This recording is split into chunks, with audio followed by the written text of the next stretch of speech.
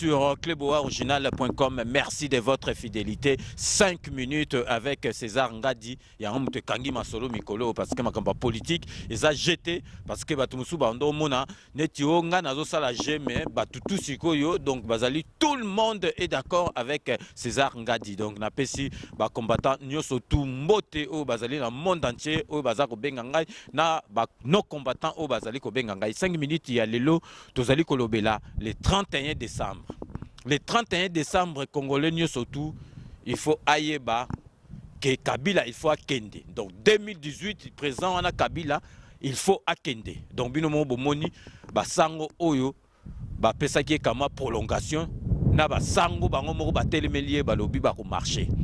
Donc tango basango, basali na Nzambe bazali contre yo, Nzambe pe azali contre yo.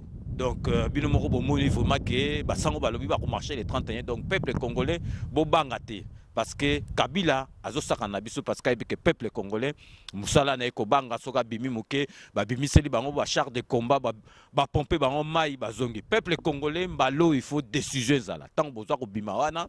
D'ailleurs bolanda ki émission na salaki na major Vundwa we ye a salana Mobutu ye azali vraiment spécialité na ye zali ya makambo oyo ya bato ba bimara na balabala ala kisaki bino ke peuple congolais so obimi na balabala ko pesa mu Congo na soldat zala na ye en face. Donc population et l'équipe Massassi na makasi. Donc peuple congolais cette fois-ci ou jamais il faut que telema obima na balabala pour Kabila wana mbala na ye ya suka ndenge ngana za koloba ke Kabila zali soldat alingi akufa akokufa. Donc pour pesa yo occasion akufa donc il faut akima. Donc au monique ndenge ngana za koloba na 5 minutes ndenge na bimisi likambo ya kokufa batu tout baza koloba on a sa motema menga na bimisi yango yango na monique batu wana baza ko banga na ndenge mo osakana te bazali ko comprendre te ba yebi ke so Kabila kufi bango pe ba kokufa ba misusu pe ba ko pakata yango na bazo kokate parce que so ofingi Kabila ofingi et osali le côté amesana na yeke ba finga e présent ya liboso tozo na Congo ba finga net Kabila salite donc ko finga ça et le côté donc il faut akufa. Donc peuple congolais Club original César Ngadi Club tout le monde est d'accord à saigner na bino peuple congolais botika ko banga ceux qui bozalika na makamba ko banga donc Kabila a kotika mboka na bisote. Donc ayebi ke bisoto banga mais mbalo yo le 31 décembre 2017 to la kisaye ke makamba ko banga ezalite peuple congolais nyoso akita na balabala. Donc ba misusu bazo sala misusu ba lembi ba misusu ba ye donc bo sala ndengi bandibu basalaki bandengi ba ukrainien basalaki bokanisi ke balongola ka mutu bote so ko kufa ba misusu pe fo ba kufa parce que libération zala.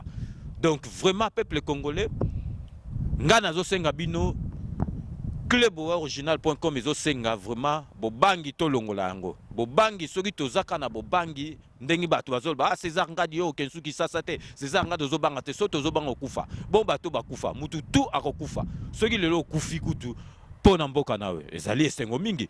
Donc to telemelaye le 31 décembre basango barobima total soki Kabila arobeta masasi na basango. Donc basango barokita peuple congolais boposant batu tout bakita na balabala balongwate tina libération ya mboka na biso. Donc comme on dit toujours dans 5 minutes avec César Ngadi, nous vous laissons le soin d'en tirer vos conclusions et de nous faire parvenir vos commentaires sur votre site cluboriginal.com.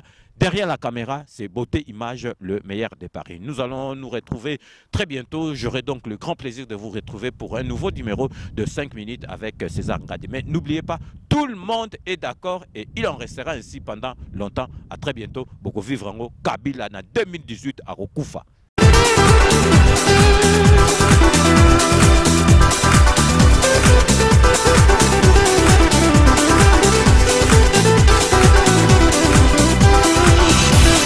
Itaba,